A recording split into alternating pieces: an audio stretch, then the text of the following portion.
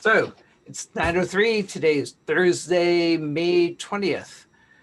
And this is our office hours. The meeting is being recorded and you can mute yourself and turn yourself off and just listen if you like, and watch and lurk.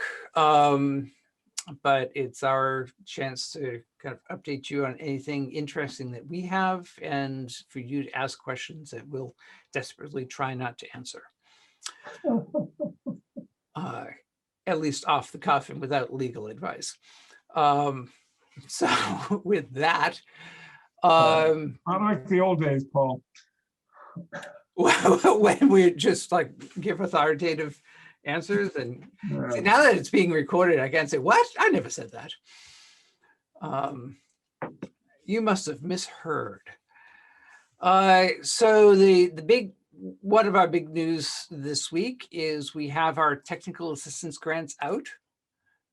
You can find this page by simply Googling or using any other search engine the keywords tag, TAG, and MassDEP, and it should come up pretty high on the list. And there are available funding. A section called Technical Assistance Grants Opportunity and Application are now available with links to information on how to apply in the actual application form.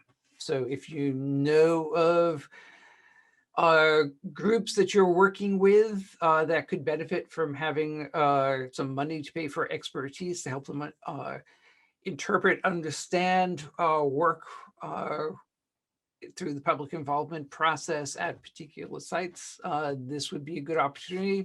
We're looking at likely up to 10 grants, $15,000 a piece. So it's not huge amounts of money, but you know, it's better than no money, and can help groups really interpret the documents, reports, information that's coming out of site cleanup and have a better understanding of what it all means. What was that deadline again for the application? The deadline for the application, I believe, is July 16th. So it's Thank you. 2 months.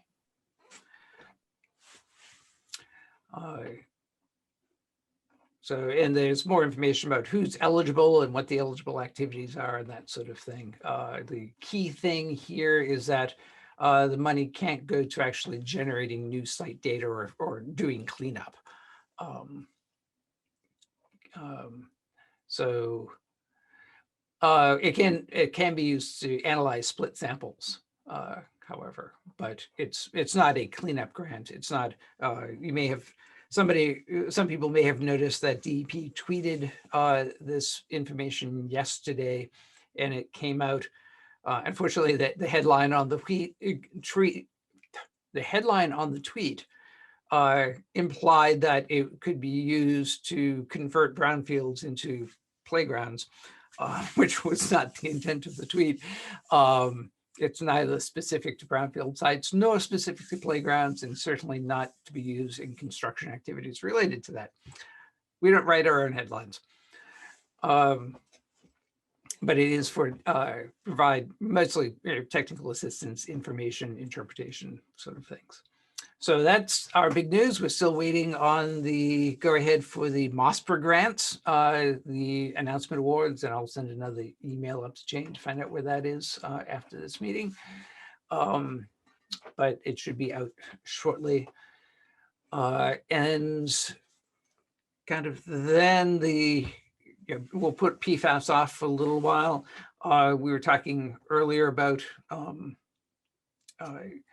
the future of work and the PFAS situation. And the big news, of course, last week was that the governor is ending the state of emergency on June 15th. So that may have repercussions kind of everywhere, including DEP. One of the things that we have been tasked to do is to look at any guidance or information we had put out in response to the state of emergency, and with an eye towards what needs to be repealed, what will continue on, what needs to be reevaluated. And DEP has a whole bunch of guidance documents and letters and interpretations and Q&As and stuff like that that we as a department will be going through and updating and rescinding and all of that over the next few weeks. Wayside cleanup specifically has two pieces of information, or two groups of information. One is the guidance on continuity of operations during the COVID-19 state of emergency, which had been updated most recently July of last year, when things started to open up a bit again and return to normal. So that document will likely be rescinded, even though it's there was really not a lot left in it anyway. Basically saying if you're having problems on a continuing basis getting access to something like that, call the regional office and we'll help. That is kind of ongoing kind of recommendations. Whenever you have things like access problems or run into problems, call the regional office and kind of let us know what's going on is always a good recommendation. So we don't need that specific for COVID. There's also a Q&A document specific to COVID, which will probably retain but revise to reflect the end of the state of emergency and any kind of details that need to be tweaked there. And so we'll talk about that when all of that actually happens over the next couple of weeks. I have a question relative to that document on PIP activities. Yeah. So during COVID, we've been holding PIP activities remotely, similar to this, which seemed to have worked out pretty well. Do you think that will be allowed in the future? Yeah, that's why it's things like that I was saying that document would be revised rather than just simply rescinded, because there are things specifically like the public involvement work that actually ended up being good and being an improvement and kind of helping overall public involvement. So that's the type of thing that we want to kind of revise the document to say that certain things can and should, or at least is an option to continue on doing. Thank you.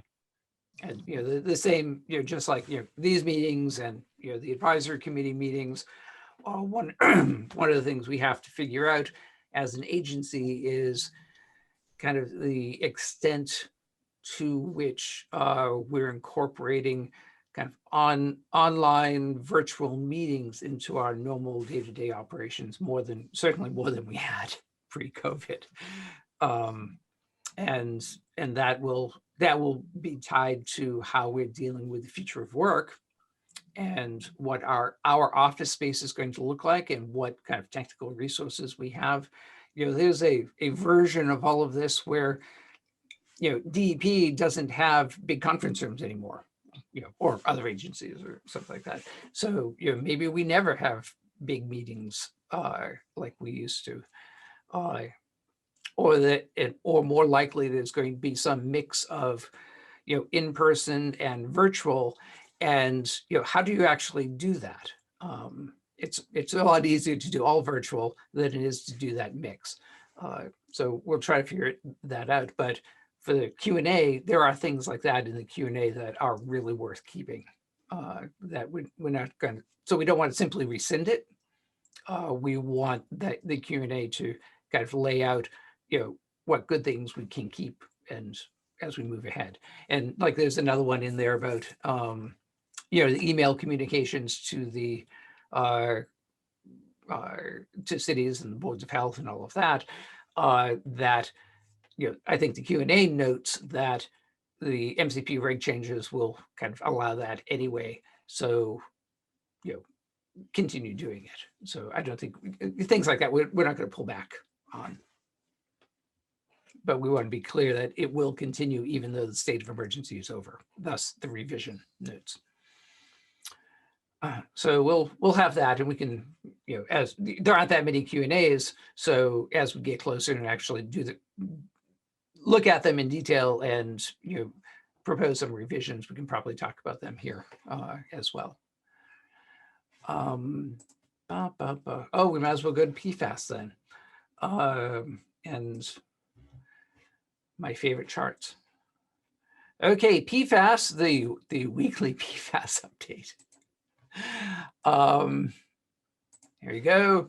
The PFAS private well sampling program, where no huge changes. I think we got another private well hit or so. So still low numbers. So every time you find one, it makes a noticeable increase. 5%, but that's still like 5 or 6 individuals, not a huge number. The big thing is about 90% are still running less than 10 parts per trillion, and some in the measurable level. And again, for the wayside cleanup point of view, the imminent hazard greater than 90 part per trillion numbers are still 0. So knocking on wood that we don't see those really high levels. So I have another chart adding, because this is so much fun. The public water supply testing, for those of you who are interested in how that's going. There are over 1,600 public water supplies in Massachusetts regulated by our drinking water program. About a third of those, or 583, have been tested already. So over 1,000 still remain to go. And of those 1,000 remaining, those are mostly the smaller public water supplies. So not the MWRAs, not the city of Springfield. These are I have to stop and always think about these categories, the transient non-community water supplies, things that as you get smaller and smaller begin looking more and more like private wells. So right now they're running about 8% of the public water supplies tested are above 20 parts per trillion.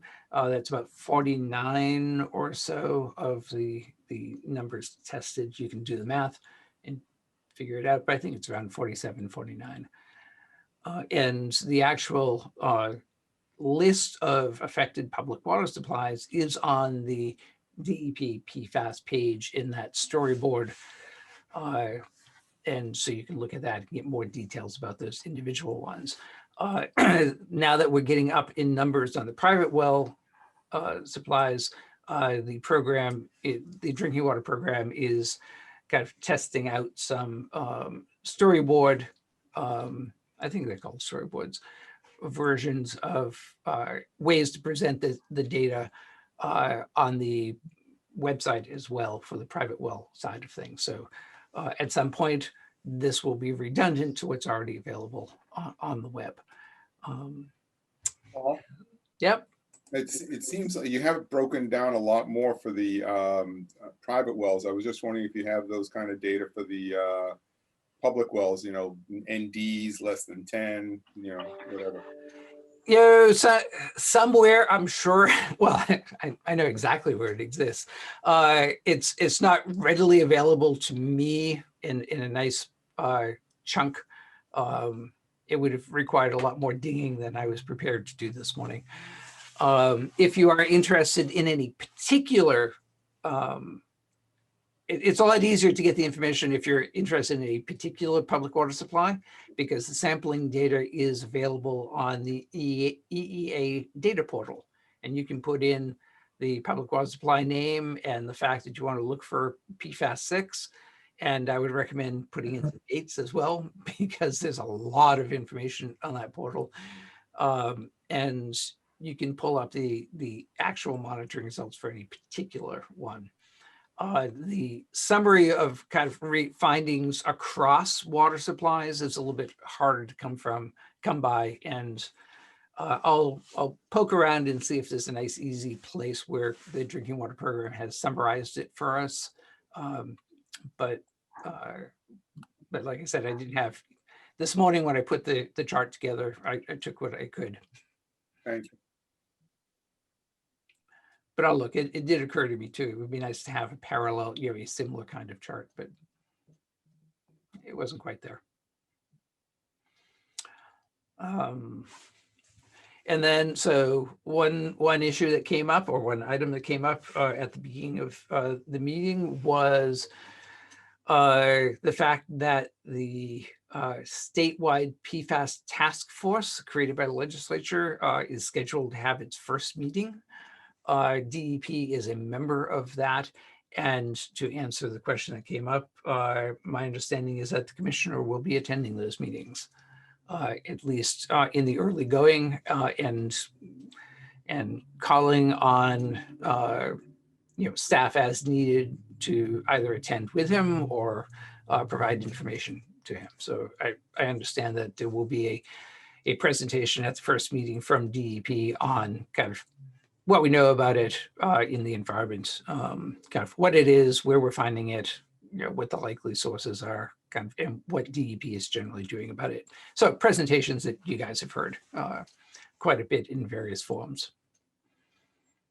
In fact, literally, we'll probably be using some of the slides you guys have seen in various forms in various presentations. So as that moves ahead, it will be interesting to see what comes out of that, and certainly a statewide, good coordination. I think the Commonwealth has been doing a pretty good job of coordinating across agencies with PFAS. Certainly, we're doing a lot of work with, we work closely with the Department of Public Health. We work closely with agriculture and others, kind of as particular situations come up. Oh, do you know if those task force meetings are open? I do not know. Like I said, I'm not directly involved in it, so yeah, I don't know.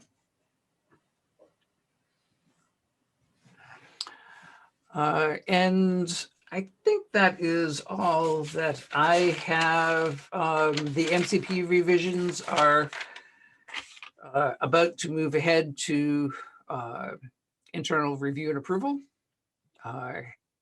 giving everybody their last shot at identifying huge red flags. So that's good. And I think I'll open it up to any questions you guys have.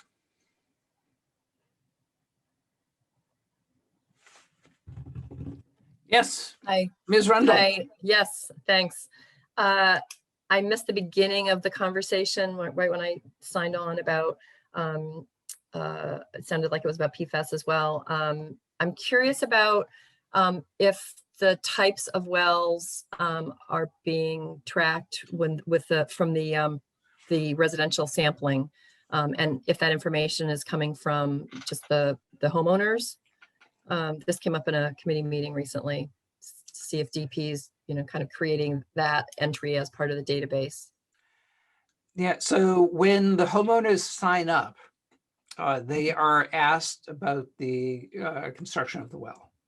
Mm-hmm. Okay.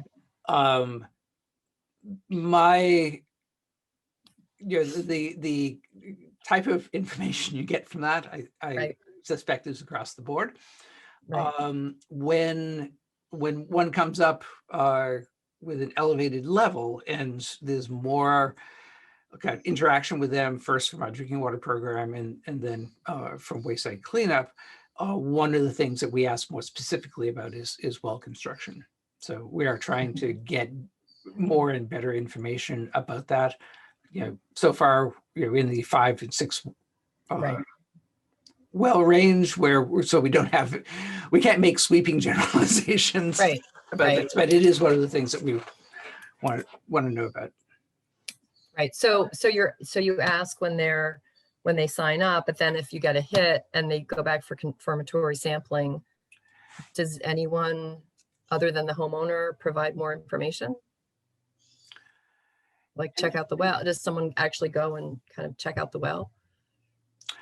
Well, the first confirmatory sample, the redoing it happens quickly and without necessarily somebody going out and investigating the well. Okay. There are, we will, all of this is going to vary depending upon the type of information people have. But other sources, including the well drillers database, is Okay. another source of information. The local boards of health, who are also involved in these conversations or can be involved in conversations. Okay.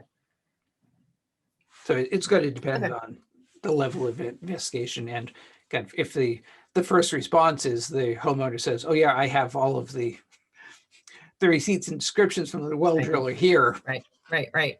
And that's good. Yeah. Okay. And then very mundane question, but pertinent to LSPA planning. Are you expecting that the advisory committee meetings and these office hours are going to continue on Thursday mornings around the same time into next year? Yeah, I think the advisory committee meetings, we were hoping to get on that quarterly schedule. Mhm. April, May, June. So that would be June, Okay. and the fourth Thursday. And then these office hour meetings, probably can't keep this up on a weekly basis. Right. So the question really, it wasn't a criticism and it wasn't advocacy for anything in particular. It was really just simply about planning, because the LSPA committee, some LSPA committees are setting their schedules and are trying to avoid this Thursday morning time. Yeah, I think conflict. doing it once a month, in between the advisory committee weeks, in months would be good. Okay. So that for 2 months, there would be a more informal office hours call. And then the third meeting would be the bigger advisory committee meeting. Right. But on Thursday mornings, you're I still think keeping it on Thursday. Yeah, Okay. unless somebody has a. No, don't change it. That's because we're maneuvering ours to avoid this. So Okay. that's why I thought, well, I'll ask you one more time about that. Okay. Yeah. Okay, So good. If anything, we'll reduce the number, but we will not change the location. Good. Got it. Thanks. That's it for me. Okay. Anybody else? Any other questions, thoughts? Okay, well. Just to follow up on your comment on the MCP revision. So the internal review and approval you mentioned, is that the EEOEA or is that the next level? Well, the whole, what's beginning is it's leaving wayside cleanup. So as it leaves wayside cleanup, we shared what we would hope is the final version with our deputy regional directors and staff that had been involved, just to let them know, okay, here are the things that changed from what went out to the public, and here are the response comments, all of that, so that when we turn around and say, okay, powers that be, here's the final recommendations, then we feel as a program that we have all of our ducks in a row and we know what we did and we know why we did it. So then the path to actual promulgation has to go through the more formal review and approval process that there's a legal review through our Office of General Counsel. There's the DEP senior review, eventually through the Commissioner's Office. Then it goes up to EEA and beyond. So it's a chain of things, chain of review and approval. Each step along the way, there's typically a briefing where we highlight the major issues that came up, the major comments that came up, what the options were to deal with them, and how we ended up addressing them. So we usually end up with a red line strikeout, both what the proposed regs compared to the existing regulations, but also the proposed regs versus the proposed final regs compared to the proposed draft regs, what went out for public comment. So we can, when asked, be able to explain again what changed and why we changed it. So there's and why it a makes few it. more sets of eyes that still. Yeah, I mean, overall, as you might imagine, the kind of the further away you get from the wayside cleanup staff that know this stuff in and out and in a lot of detail, the more general the questions get, but you know, sometimes you'll get people that focus on a particular aspect of it, and you find that you're going into a lot of detail with somebody who you never knew that much about the program, and it's always fun to do that. The good news is that I mentioned this before, Beth Card, formerly Deputy Commissioner at DEP, is joining EEA as Undersecretary for the Environment and Energy, I believe is the title. And so she's familiar with our program and familiar with wayside cleanup. So, you know, it's always good to have people looking at it that understand the program. One, because they can give a good critical review of it, and two, that they come with an established baseline of kind of knowing the program, so you can immediately use the time for the briefing talking about the details of what changed and why and what the issues were, rather than starting out with, well, this is what wayside cleanup does. It's you know, a lot more satisfying. Good. So, but because there are steps in the process, and because as you go further up, you're dealing with people that have similarly expansive and detailed obligations, other things to look at. You know, we can't speak for the timing of how long the process takes. It takes as long as it takes. Okay. Thank you. I don't know, when we use that excuse with DEP, when we talk about things not being done on time under the MCP, that doesn't work. Yeah, the difference is there's no kind of regulatory mandate for the reviews to take a certain amount of time.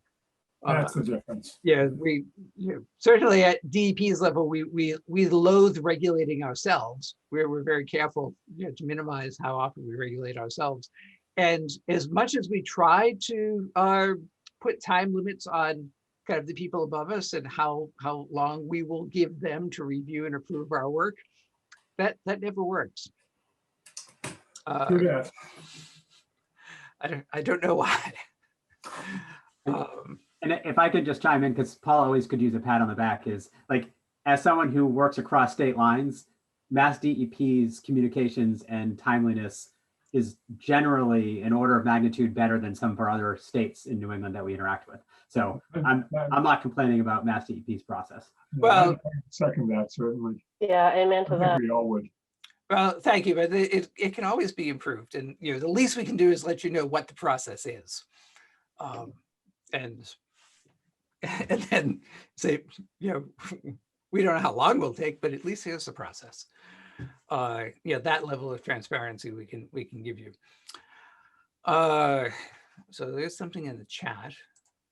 It's just that last Thursday, so the latest PFAS, the latest environmental science and technology article. Oh, yes. New word I learned, ecotoxicology. I guess it's like eco-terrorism, but for toxicology. Ecotoxicology and public health. So yes, the study on PFAS and breast milk, but actually some of the stuff in the actual paper was kind of interesting, because it's like, although PFAS and PFOA are going down in people's bloodstream since they've been sort of shut off, the overall body burden of PFAS continues to go up because of all the other PFASs. Oh, but yes, the scare headline was PFAS detected in 100% of breast milk samples. Although if you read the abstract, it says that 16 PFAS compounds were detected in 4 to 100% of these samples. But yeah.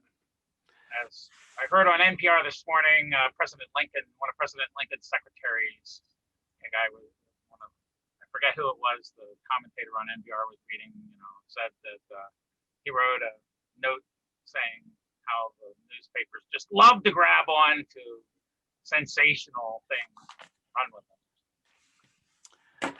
Yeah, that was last week's PFAS alarm bell.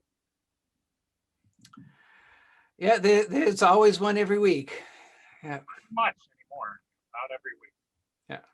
Sells papers. Yeah, although, well, do we have PFAS overload yet where you see something like this and you think, well, of course, 100%. What else would you expect? Move on. Yeah. Well, thank you, Matthew.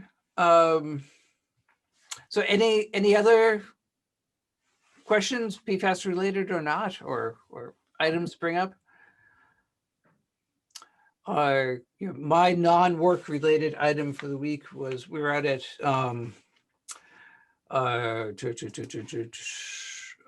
Spot Pond on Sunday, not running, so doing bird watching instead. And the cool thing, we're about to leave the area, and all of a sudden heard this like loud noise coming from the water side. And so the friend I was with thought that, oh, that must be some car over on Route 93 that's just making these weird noises, but it sounded more organic to me. So we ran to a location where you could look out across the water, and out in the middle of Spot Pond in Stoneham, in the Middlesex Fells, there's an island where you have all of these great blue herons nesting on the treetops, and it's always weird to see these gigantic birds just sitting on the tops of the trees, but they were making a ruckus because they had this, the bald eagle was circling around the island. Oh, nice. And so you had all of these like big herons, perked up like prairie dogs, prairie dogging up out of their nests, making a huge amount of noise, trying to scare the bald eagle away, probably from their babies, I guess. And it just went on for a little while, and the eagle kind of just circled around, and then left eventually. That's a great picture, Paul. But they can make like so much noise. The other, but mostly it was a day of kind of looking at the smaller birds fighting, more local goldfinches and things like that. So I always love this time of year. Really good. It's good to have a big lens, Yeah, but you're catching a moment. and patience. Yeah. And editing. The secret really is take a lot of pictures and then only show one or two. Okay, so that's it for our week. Unless you have any bird stories or other stories you want to convey, we'll do this again next week. And we're doing MCP for everyone, right, Wendy, Michelle? Next Wednesday afternoon. So then on Thursday, we critique how we did everything, how Matt presented it, his part all wrong. Phase 5 Ross, permanent temporary solutions. I have to say, I am looking back at your September presentation to the LSPA, Paul, and something that was on the advisory committee meeting from, I can't even remember when, maybe a year ago or so, to kind of steal your language about just to make a few slides for the intro that basically say, this is the last time we're going to offer this course. The information in here is accurate now, but these, the regulations are, going to be changing in these areas soon and blah, blah, blah. So anyway, I'm pulling that language from your slides from September and some information that Liz had at an advisory committee meeting, just like 3 slides. So thank you for that. Happy to steal your list. Steal anything. We're in the public domain. I know. I appreciate it. you want. And it's greatly appreciated, Paul. Yep. Mhm. Yeah, you're a great source of material. Your tax dollars at work.